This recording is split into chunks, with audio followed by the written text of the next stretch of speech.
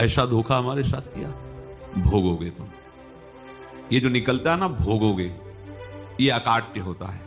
क्योंकि किसी का भी हृदय, मान लो किसी भी जीव जंतु को आप कष्ट दें और उसका हृदय आह भर जाए, तो वो आह वज्र की लिखत में भोगना पड़ेगा। वो आह किसी की ना लेना जिंदगी। कोई ऐसा कोई आह भर करके कह दिया तुम समर्थ हो, हम तो कुछ कर नहीं सकते, और अंदर से दुखी, फिर तुम्हारी सामर्थ्य काम नहीं करेगी, मिट्टी में मिला देगी। ऐसा नहीं कि आप जो कर रहे हैं कोई देख नहीं रहा, कोई हिसाब किताब नहीं। जो कर रहे हैं जीव स्वयं नित्य निरंतर कर्मों के जाल को रच रहा है और अपने आप को बांध रहा है। आपको मुक्त होना है, बंधना नहीं है।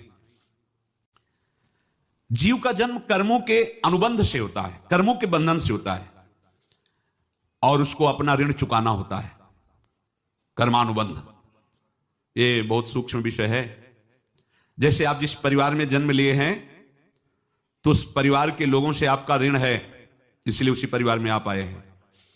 और ऋणानुबंध उसको बिना चुकाए या बिना वसूल किए आप वहां से जाएंगे नहीं।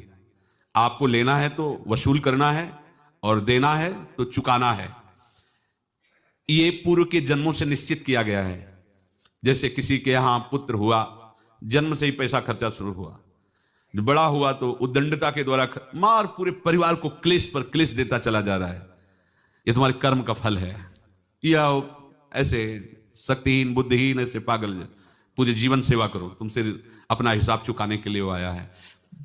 अब परिवार के जो सदस्य जुड़े आके, मतलब पत्नी आते ही पूरी हृदय में आनंद, परिवार में आनंद, और जीवन भर वो आनंद ही सुख देने के लिए उसका जन्म हुआ। वो अपना ऋणानुबंध मुक्त, और आते ही भयंकर क्लेश खड़ा कर दिया, बीच में दीवार और झगड़ा वैसा, फिर अतरे दिन मारपीट शुरू, कलह अशांति, पूरा जीवन नर्क हिसाब करने आए।